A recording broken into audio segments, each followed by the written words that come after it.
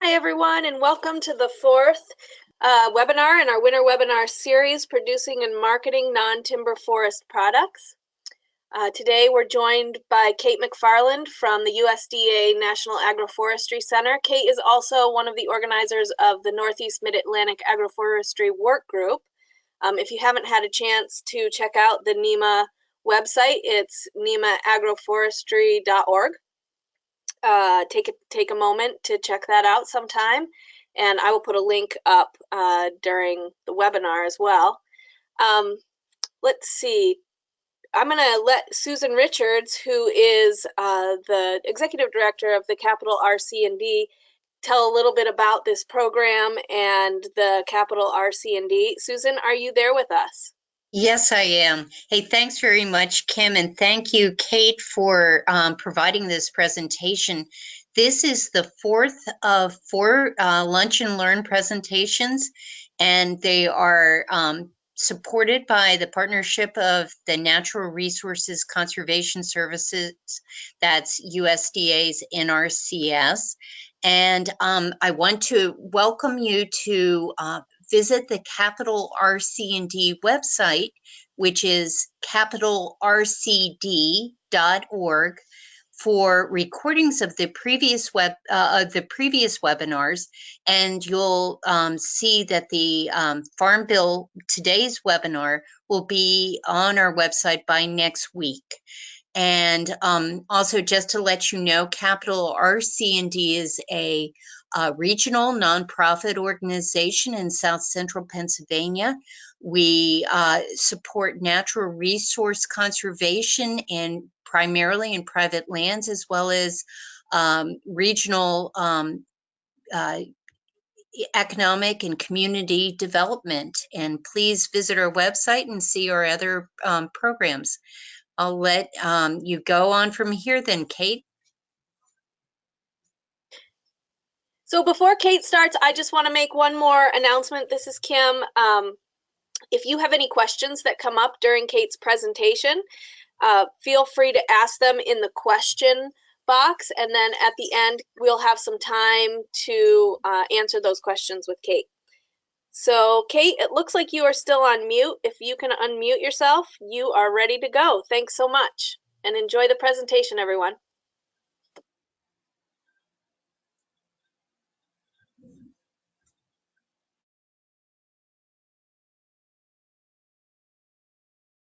Thanks, Kim, and thanks, Susan. I really appreciate both of you giving that introduction, and it's been really fun listening into the other webinars that have been part of this series. So Kim and Susan asked me to speak today a little bit about agroforestry and the Farm Bill. Let me just try and advance my slides properly. Hold on.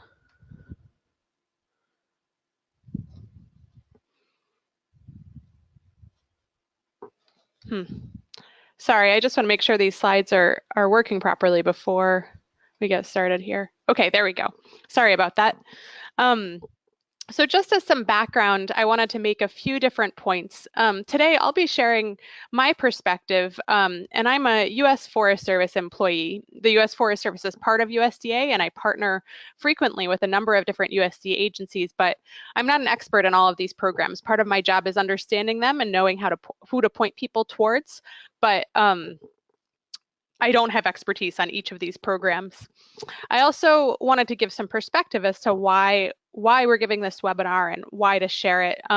Some landowners and producers want to use USDA programs to get either technical or financial assistance. There's also a lot of people who don't want to do agroforestry, other conservation practices, other production practices in partnership with USDA, and that's completely understandable. But I wanted to make the point that while some people we've worked with aren't interested in getting financial assistance, there's also technical assistance that is available through USDA.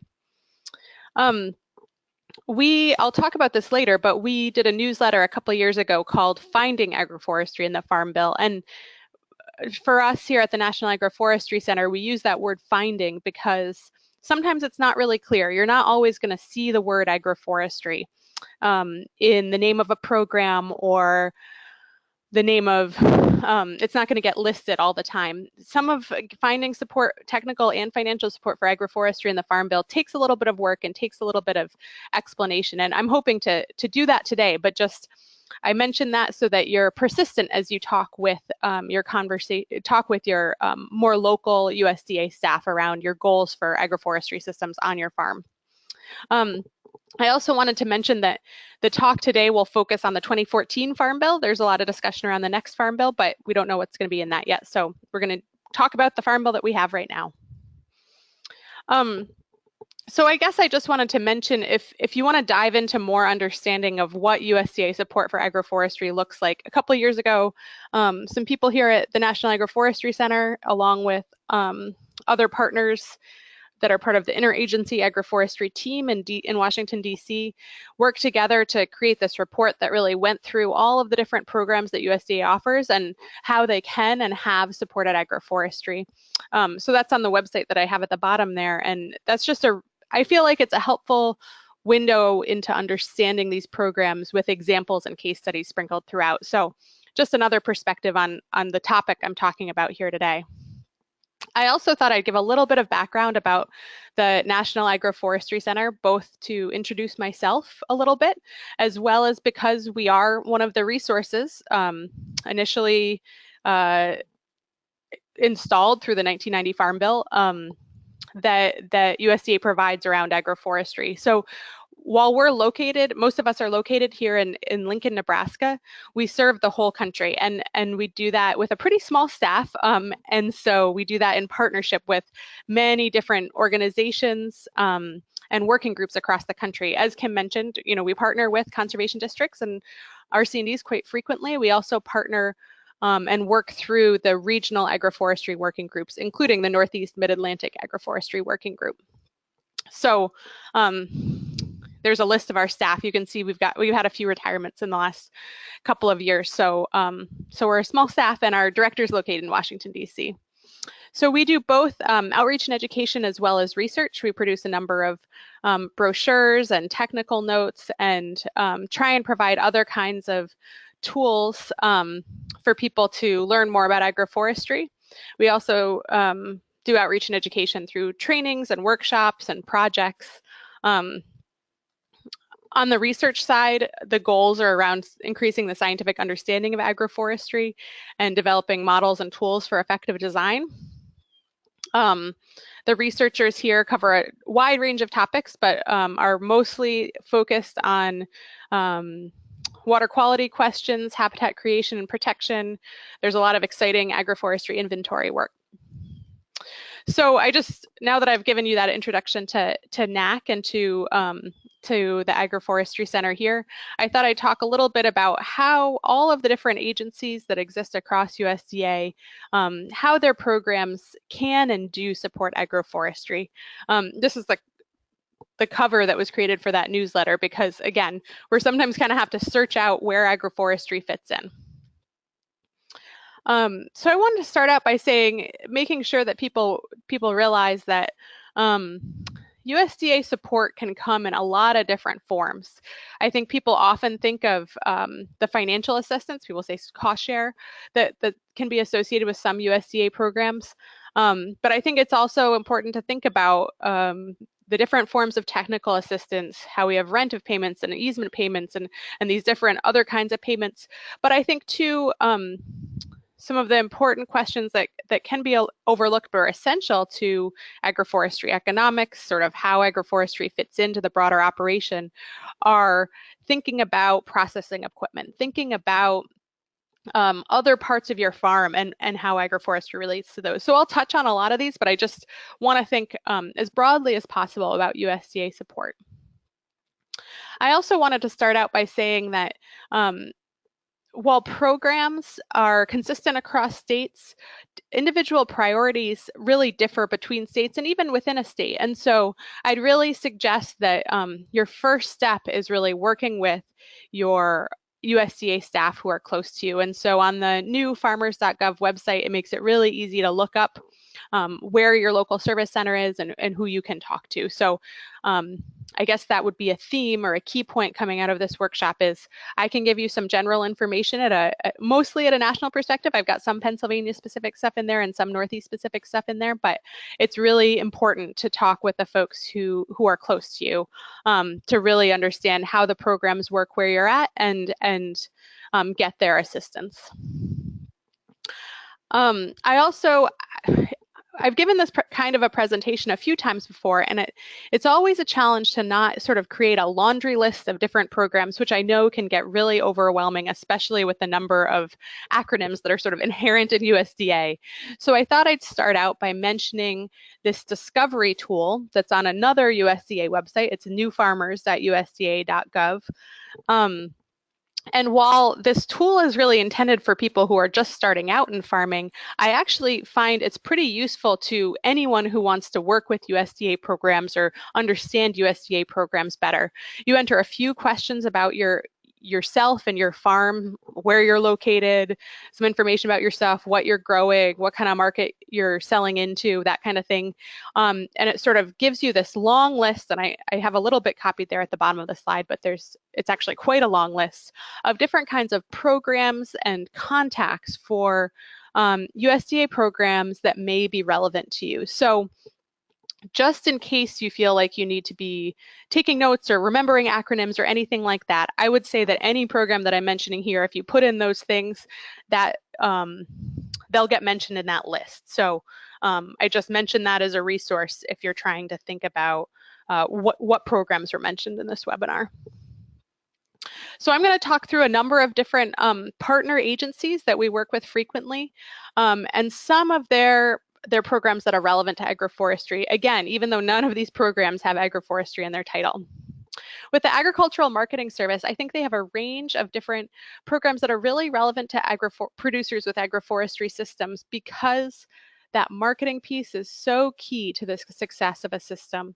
There are plenty of people who add agroforestry to their farm for just conservation reasons, and there are plenty of people who add agroforestry systems to their farm for products for their home use. But if you're going to sell anything either from your agroforestry system or from the ag systems that benefit from the conservation practices you install, there are a lot of resources that the Ag Marketing Service provides that could be helpful for you. So that includes their Specialty Crop Block Grant program, organic cost share programs, and then information and assistance related to GAP and good handling practices certification and verification. So as an example, just this past year in Pennsylvania, one of the specialty crop block grants that was awarded relate to ramps. And I think in a couple months here, we'll have another webinar from the team that's working on that project. But just an example of how you can use these Ag Marketing Service programs to really understand better a particular crop produced through an agroforestry system. Farm Services Agency is obviously another big partner for all kinds of farms, including those with agroforestry practices. Maybe the programs that get talked about most frequently in the context of agroforestry are the Conservation Reserve Program and the Conservation Reserve Enhancement Program, which they administer. But they also provide a number of other programs that I think can be really helpful for those who are either using agroforestry practices or want to use more agroforestry systems. One of the things that's come up recently is the microloan program, which can be used to install conservation practices. So it's a loan program, so not a payment program. But I think it's something that more and more those, especially who are focused on production agroforestry systems, are looking to. Another resource that the Farm Services Agency provides that I think can be particularly useful to those with agroforestry systems are the farm storage facility loans and microloans. I think this can be helpful as people are trying to think about some of these new agroforestry crops coming out of agroforestry systems that they add and what different storage needs are required. And they've really tried to change the process for this farm storage facility loan to make it more work a little bit better for diversified farms and new and beginning farmers. The Risk Management Agency also provides a number of programs related to crop insurance overall that I think are important as people are seeking to develop their agroforestry enterprises. In particular, I wanted to point out the Whole Farm Revenue Protection Program, which was new in the 2014 Farm Bill. And it's a crop insurance program that actually is designed for diversified producers. You actually get more benefit from the program the more diverse that you are. So they're really looking for farmers who are managing their own risk by having a number of different crops. And often that's a really good fit with people who have agroforestry systems. With the U.S. Forest Service, I think this can be the U.S. Forest Service programs can be particularly relevant to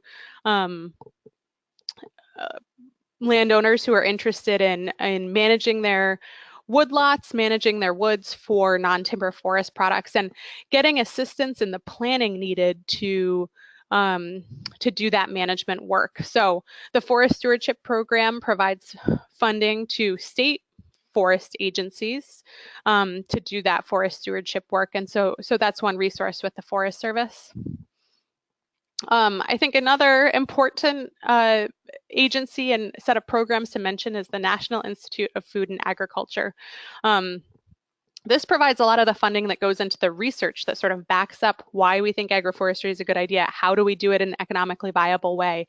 What are the benefits from agroforestry? Understanding all that and having the research backing all that, while it's not directly relevant, it's not providing a grant to your farm most of the time. I think it's such a helpful resource as you're making decisions about whether agroforestry fits into your farm or not. So NIFA provides assistance to land-grant universities. They also provide a couple of different kinds of sort of larger research grants, the AFRI program and the SCRI program, the Specialty Crop Research Initiative program. So one example of how that's been used for agroforestry systems has been the Upper Midwest Hazelnut Development Initiative, which has really tried to look into how do we grow the hazelnut industry in the upper Midwest, trying to understand questions about varieties and planting design and harvesting, all of these key pieces of information that we need and that farmers need before they make the decision to invest in hazelnuts. Another big program that supports agroforestry that NIFA runs is the Sustainable Ag Research and Education Program, or SARE. SARE programs have a whole range of different grant types, everything from research and education grants, farmer grants, professional development grants. And I mention these both because they can be a source of funding if you want to research out something on your farm. It's been amazing to see the wide range of farmer grants that have been carried out related to agroforestry, but also because it's a great source of information and learning. If you go to the SARE website and type in agroforestry in their project search box, it's really amazing to see. I think around 300 projects have been funded through SARE in all the different regions related to agroforestry. And especially when you look at the farmer grants, I think there's a lot to be learned from seeing, hey, this farmer tried it. What did they learn? What did maybe somebody else is trying to look at the crop I'm interested in or the system I'm interested in. So one example of a SARE grant that was funded that relates to agroforestry was one carried out by some farmers who are in the North Central SARE region. The project was direct marketing non-traditional perennial berry varieties. So they did a lot of research into how to economically grow and harvest a number of different sort of new berries, elderberries, currants, honeyberries, saskatoons. And how do you sell those? How do you get people interested in them? So again, that took place mostly in Wisconsin, but I think there's a lot that folks in Pennsylvania can learn from what worked at the farmers market for selling these different crops. Rural development also provides a number of programs that may be relevant to your operation. So one of those is the Value Added Producer Grant Program. In Oregon, this was used by a cooperative there to really understand how could they, well, it did a lot of different things, but one of the pieces was understanding Oregon grape and really looking into other non-timber forest products that could be grown on Oregon woodlands to benefit landowners there. So that value-added producer grant program is also really relevant to agroforestry systems.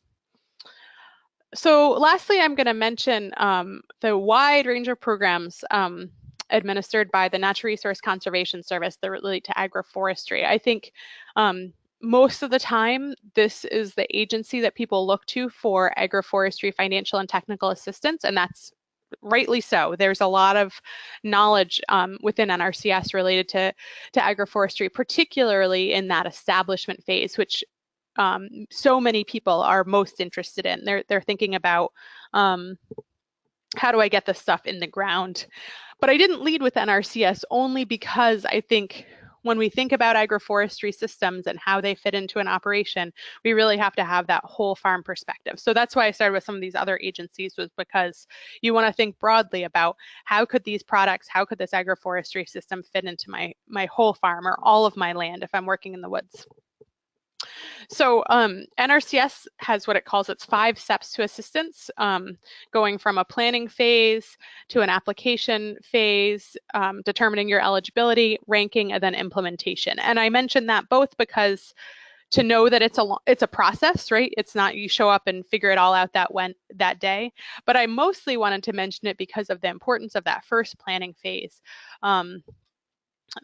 Conservation plans are important to every NRCS program, and they're a way to work with the NRCS employee to really think through what are the goals that you have on your land, what are the resource concerns, the problems that you see that you want to solve, and how can we use conservation practices to solve them. I give this introduction partly because I think it's really important to think about what NRCS is. It's the Natural Resource Conservation Service, right? It's not a production-oriented agency. It works to enhance production for sure and support production, but it's focused on that natural resources conservation piece. So when we think about the different programs that are relevant to agroforestry, we really need to think about what are those program goals and how does my plan fit into those program goals? Or maybe it doesn't, and that's okay too, but it might not be the program for you. So NRCS has a wide range of programs that are relevant to agroforestry. I've listed a number of them here.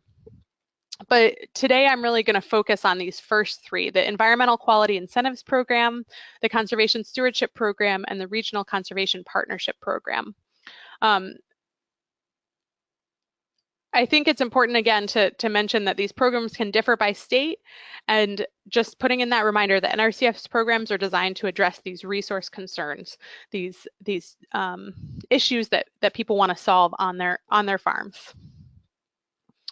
So as I mentioned, NRCS really focuses on those proved conservation practices. So they develop conservation practice standards that are relevant to the resource concerns in that state. And so if a state offers a standard, they're going to provide technical assistance for that practice. They may not provide financial assistance depending on prioritization and ranking and all these other questions that I'll get into. If you want to know whether a state offers a particular conservation practice standard, and I apologize, this gets a little complicated, you have to look at the EFOTOG, or I should have not used the acronym, it's the Electronic Field Office Technical Guide. So I listed the website for that there, and that'll bring up the website that I have on the left of the slide. You click on your state, and then you click on your county. And then you go to section 4, and you can see the whole list of conservation practices that are offered in your state. You can look at the conservation practice. For example, I put the windbreak one up there, and look at the resource concerns that are associated with that practice. So that conservation practice from NRCS's perspective is only relevant to your farm if you have those resource concerns. So you really want to, I think we get really excited about agroforestry systems, and that's important, but if we want to seek financial or technical assistance through NRCS, it's important to think about, okay, this agroforestry system is exciting. How does it fit with the challenges I'm facing in my farm, and make sure that those are congruent?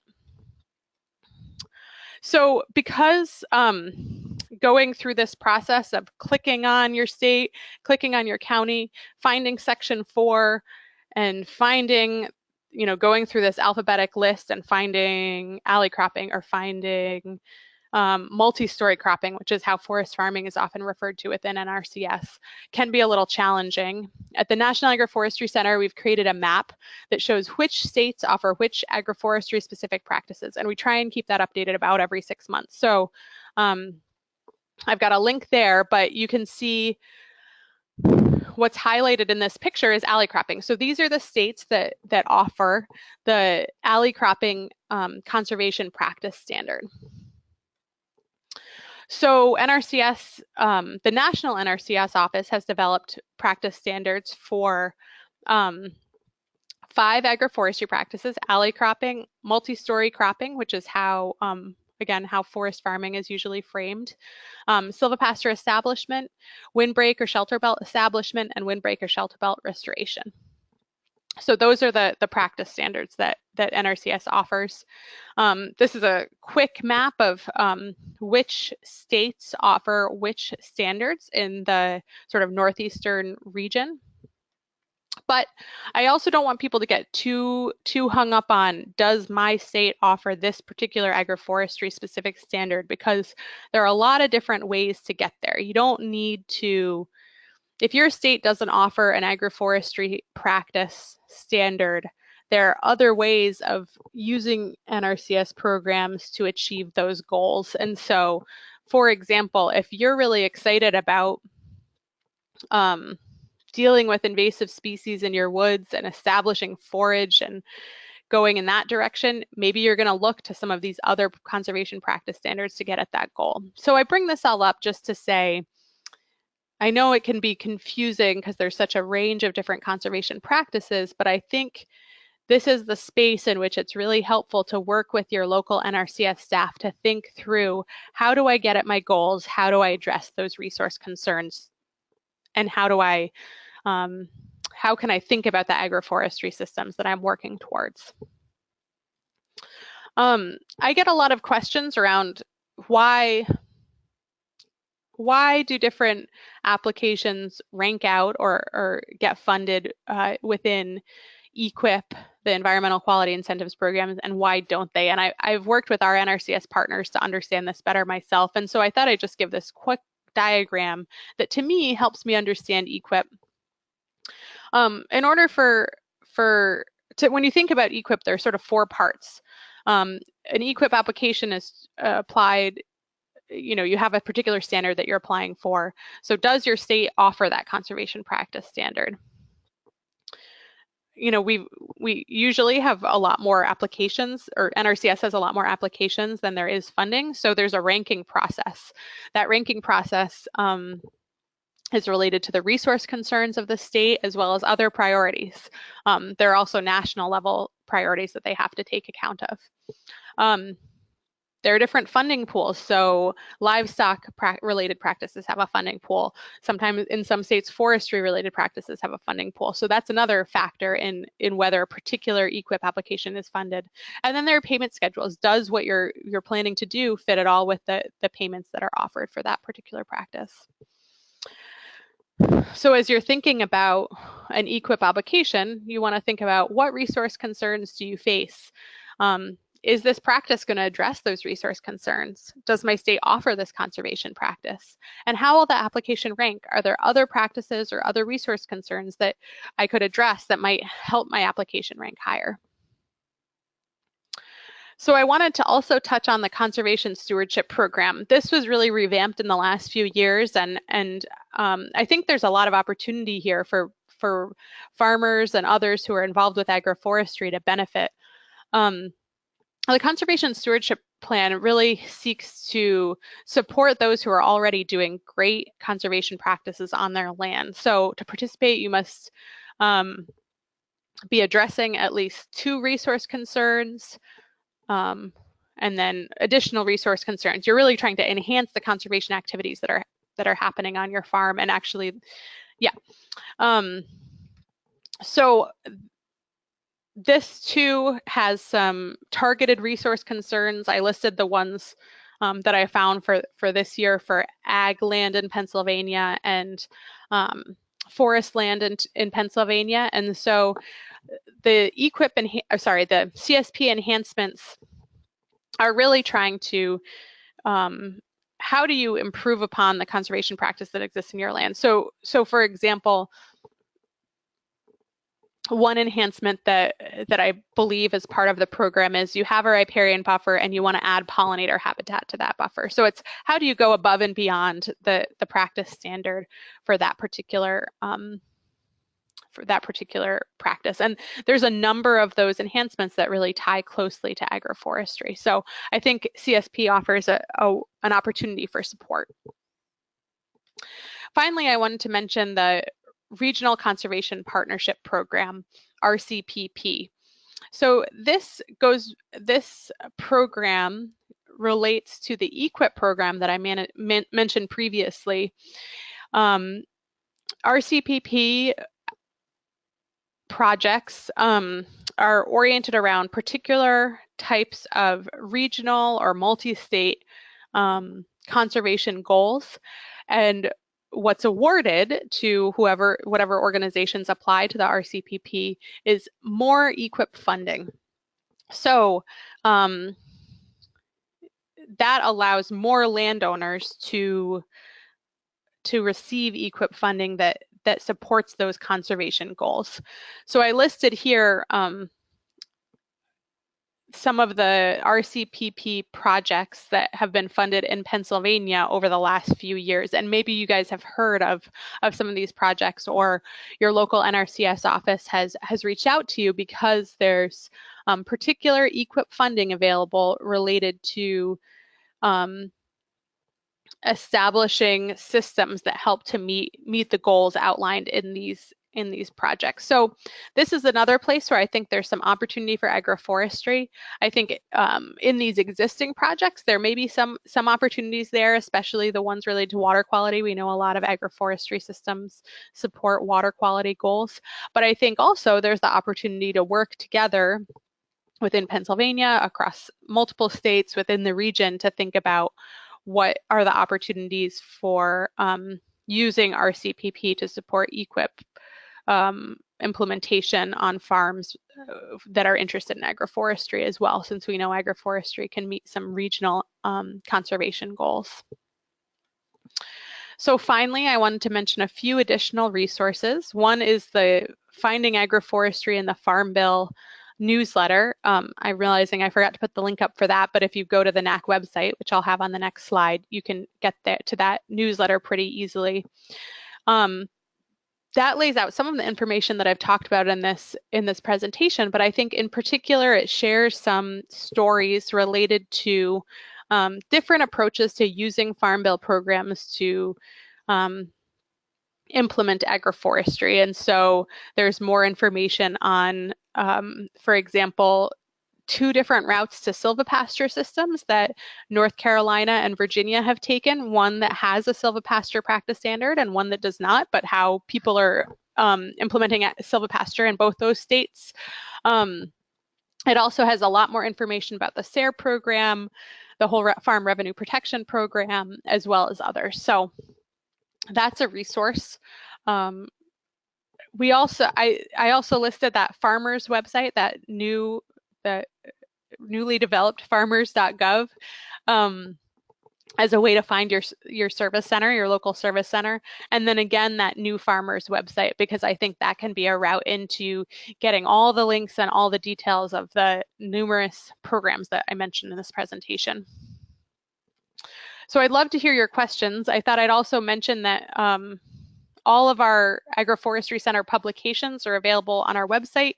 You can also get print copies of those publications for free that you can order through our website. We've got a quarterly email update list, and I have the link there where you can sign up. Or if you want to join our paper mailing list when we send out new publications, you can email me.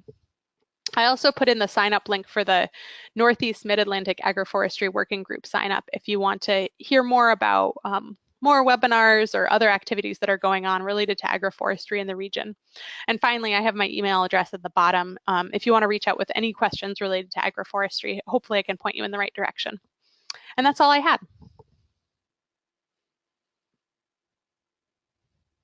Thanks, Kate. That was so great and succinct. I really appreciate it. You're just a great speaker and always nice to hear the information you have to share. We did get one question, and folks, if you have other questions, please start answering them in the putting them into the questions box, and I can read them back to Kate. So the question that came in, I would say about halfway through your presentation, is from Sarah, and she asked, how do you get an agroforestry plan higher ranking on an NRCS application so that the project can actually get funded? Do you have any tips and tricks for that, Kate? Yeah, that's a great question. I think I put, yeah, so I put in a few extra slides at the end here that are getting into that nitty gritty, and I just wasn't sure whether it would fit into the presentation or not. But since that question came up, I'll go through them a little bit. The main, it can be, the ranking process differs from state to state, and so understanding it for me, as somebody thinking at the national level, can be challenging. The best options there are really trying to make sure that the application addresses those national and state priorities. So thinking about how the agroforestry system, if that's what you're applying for, can match up with whatever's identified as the certainly as the national priorities, but especially as those state priorities. You can also look at the ranking documents for your state and just read up on sort of how that ranking works. So that can also help to understand how to rank out better. And so these are all on the NRCS website. And really think about what are the funding pools that are most relevant to the agroforestry system that you're working on. I think one thing to keep in mind, that my understanding at least, and I should have updated this number, but I'm pretty sure it's in the Farm Bill itself, that nationally 60% of EQIP funding is going to livestock related systems. So that's something to keep in mind when you think about the funding that's available to NRCS. If 60% of that is going to livestock, it's usually, often agroforestry gets lumped in with forestry, and so that ranking or the funding available, even if you rank out pretty well, the funding pool that you're applying towards can be a challenge. But again, looking at those state-specific documents to really understand, I think that was my last slide. Yeah, understand what the state's process is and what the state's priorities are can help you be more effective. But that's another place too where I think asking those questions of your local NRCS person can be helpful. And then, I think too, working with people across the state. I mean, Pennsylvania, yeah, I guess I'll leave it at that. I think too, Pennsylvania has some great state level staff folks at NRCS who are excited about agroforestry. So that's helpful as well. It's just a question of, yeah, those ranking systems can be hard to understand, but I hope that helps at least a little bit. Yeah, Kate, just to summarize what I heard you say, first thing is to make sure that you're addressing the priorities nationally and at the state level. And I'm assuming, I don't think you had a link on that slide, but I'm assuming that's on the NRCS website. And then go ahead. Yeah, it's on the same, I mean, that's a really long link, but I think it's on the same website with the EQIP website. So yeah. And then just really communicating and developing that relationship with your local NRCS representative and staff, so that that they're aware of your project and that you are more familiar with what their priorities are locally. Thanks for the summary. Yep. Does anyone else have any other questions for Kate today? Let's see. Tracy says, I don't know if this is a question or maybe just a comment. Great overview and helpful information to help TSPs as well as farmers in navigating this often complicated system.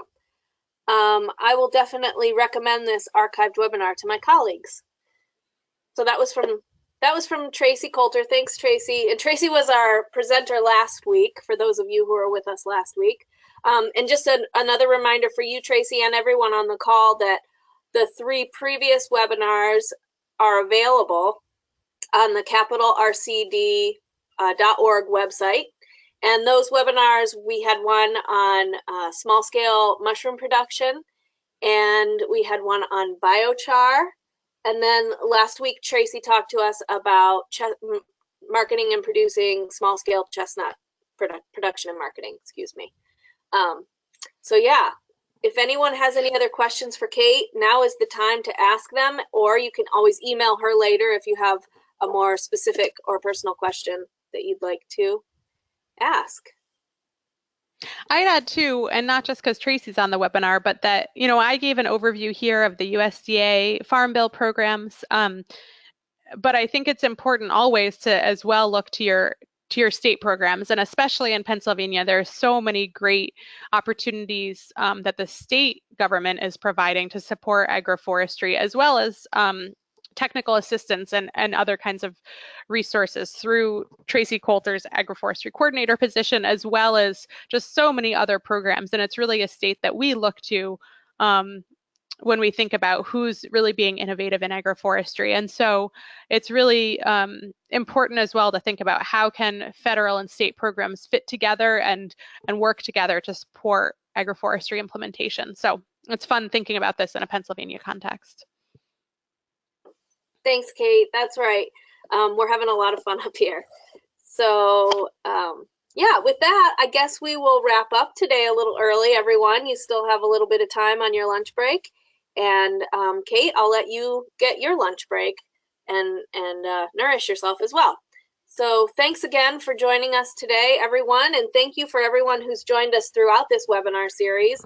We've definitely had a great time. I feel like I've learned a ton, and I hope you have too. So take care and be well.